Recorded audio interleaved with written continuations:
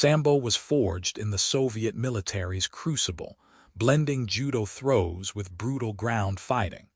Here's how you can apply its core mechanics for real-world combat. In the 1920s, the Red Army needed a hand-to-hand system that worked when weapons failed. Viktor Spiridonov, a WWI veteran, built Samos from jiu-jitsu and wrestling, focusing on self-defense in tight spaces like trenches. Vasily Oshchepkov, a judo black belt under Jigoro Kano, added dynamic throws. Their combined work became Sambo in 1938, an acronym for self-defense without weapons. You need this history because it explains why Sambo is grounded, practical, and ruthless. It wasn't designed for sport. It was built to neutralize threats fast. Every technique you learn here traces back to that military necessity. When you practice a hip throw or a leg lock, you're applying a century of combat-tested efficiency. No mysticism, no fluff, just what works when your life depends on it. Sambo's core principle is biomechanical efficiency. You use leverage, momentum, and structural collapse to defeat a larger opponent. A throw isn't about muscling someone over. It's about breaking their posture and redirecting their force into the ground. For example, a hip throw requires you to off-balance your opponent by pulling their weight onto their heels, then rotating your hips to create a fulcrum. The result is a powerful throw with minimal effort. This approach translates directly to your combatives. You don't need to be stronger, you need to be smarter. Learn to exploit angles and timing. When you understand leverage, you can control a fight without exhausting yourself.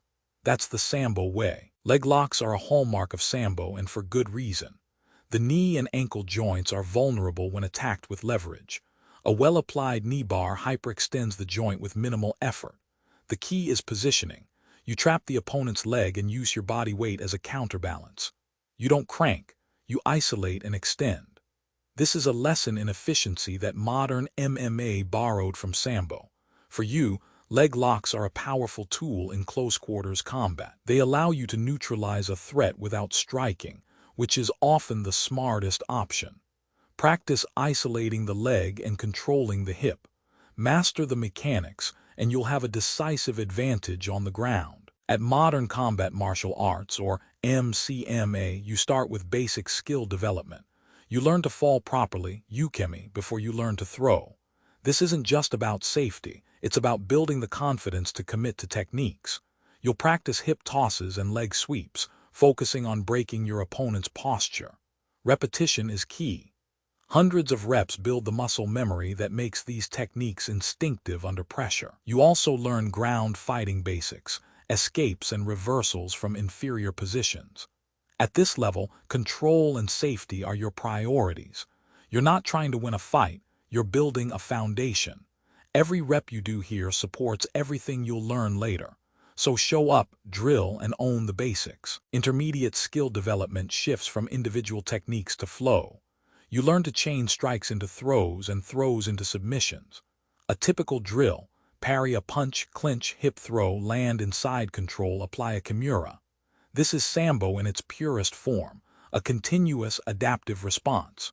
You train with a resisting partner who offers moderate resistance, forcing you to adjust in real time. This builds adaptive intelligence. You stop thinking about techniques and start feeling the fight. The goal is seamless transition between ranges, striking to grappling to ground. When you achieve this flow, you become unpredictable and dangerous. That's what separates a practitioner from a beginner. Advanced skill development is where Sambo becomes an art. You've internalized the fundamentals, so you can focus on creative expression. You set up techniques with feints and misdirection, exploiting your opponent's reactions. Advanced combinations become second nature. For example, feint a hip throw to draw weight forward, then switch to a sacrifice throw like Tomo Nage. Timing is split-second. Live sparring with full resistance is crucial. You test your skills against equally skilled partners, simulating chaos. This is where you expose gaps in your game and refine them. The best Sambo practitioners have hundreds of hours in randori. You need that pressure to make the system truly yours. Sambo training is dynamic and pressure-tested from the start. You practice every technique against a resisting partner. This isn't static drill, it's live application. You learn to adapt to real resistance, which is the only way to build real skill. The result is a system that works in the street, not just the dojo. At MCMA, we emphasize this practical application. You'll drill in realistic scenarios, standing ground against a wall. You'll learn to use Sambo mechanics to control and neutralize threats quickly. The training is hard, but it's honest. You'll know exactly what works and what doesn't. That's the Sambo way. No illusions, just results. Sambo's core, leverage, flow, and pressure testing, applies directly to your combatives. Drill these mechanics and make them instinctive. That's your takeaway.